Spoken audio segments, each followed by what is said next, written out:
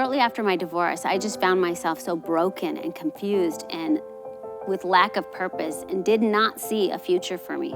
But as God's word began to fill my heart and I began to turn my life back over to him, I began to be convinced again that it was not too late and that he had great plans for me and my family.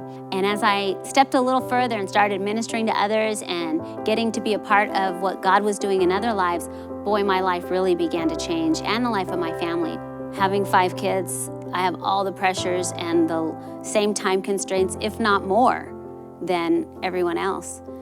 But as I began to stretch myself and step into ministry, God began to meet me there and show me what I could be a part of. And getting to be a part of what God is doing in someone else's life is the most fulfilling thing ever. There's nothing like it. Becoming a part of the things of The Rock has been life-changing for me and my family. I never could have seen these doors being opened before, but now I'm amazed that I get to be a part of building solid lives, seeing broken lives restored, being a part of the miracle of what God is doing here. There's nothing like it, and I wouldn't change it for the world.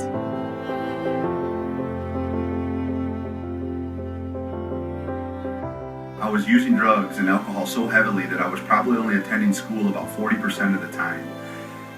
About halfway through my freshman year, I was caught selling drugs within the school system, and they expelled me and kicked me off the campus forever.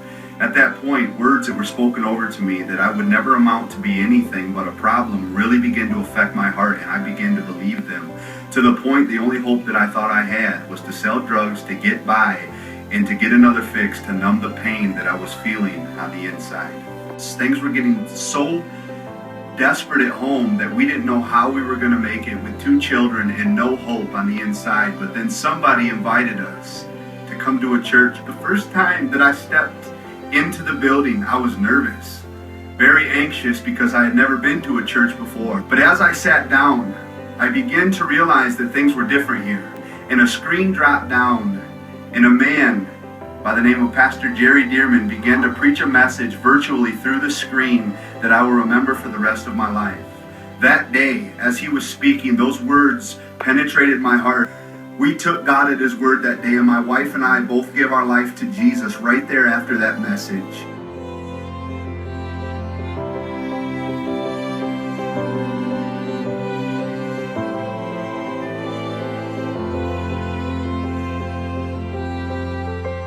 Before I came to The Rock, I was living life my own way. I was making poor decisions.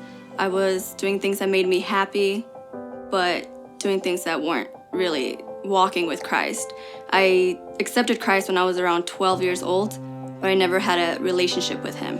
One of my cousins, actually, Izzy, he started attending The Rock around 6 months prior to me, and then I saw him starting to take the OSL. Discipleship, level 1, level 2, level 3, level 4. He finished it. I grew up with him, and I saw the drastic change in his life. I wanted the joy that he had. I envied his happiness. I did everything. I traveled. I tried to look happiness everywhere else, but it wasn't that genuine, true happiness that only he received from the Lord. I wanted that.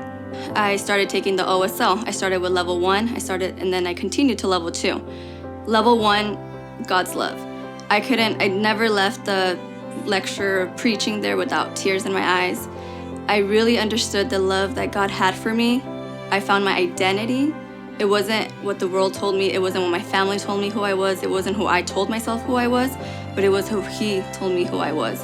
And I just learned so much about his love, a love that I didn't find anywhere else.